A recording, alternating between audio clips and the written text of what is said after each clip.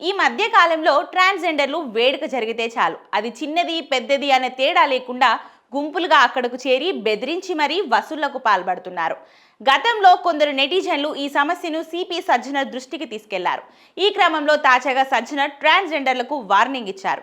ఇక మీదట వారు బలవంతపు వసూళ్లకు పాల్పడితే కఠిన చర్యలు తప్పవని సజ్జనర్ హెచ్చరించారు. తాజాగా అమీర్పేట్లోని సెస్ ఆడిటోరియంలో సుమారు 250 మంది ట్రాన్స్జెండర్లతో సమావేశం నిర్వహించారు. సిపి సజ్జనర్ ఈ సమావేశానికి హాజరయ్యారు. ఈ సందర్భంగా ఆయన మాట్లాడుతూ బలవంతపు వసూళ్లకు పాల్పడితే ట్రాన్స్జెండర్ల మీద కఠిన చర్యలు తీసుకుంటామని హెచ్చరించారు.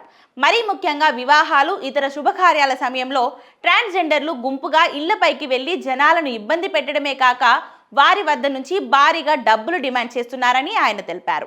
ఇకపై ట్రాన్స్జెండర్లు ఇలాంటి చర్యలకు పాల్పడితే వారిపైన చట్టపరమైన చర్యలు తీసుకుంటామని, జైలుకు పంపిస్తామని హెచ్చరించారు. ప్రభుత్వం వారికి ఉపాధి, ఉద్యోగ అవకాశాలు కల్పిస్తుంది.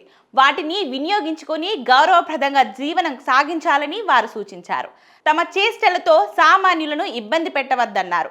సిఐడి మహిళా భద్రత విభాగ అడిషనల్ ఏడీజీ చారు సిన్హా తదితరులు ఈ సమావేశంలో పాల్గొన్నారు.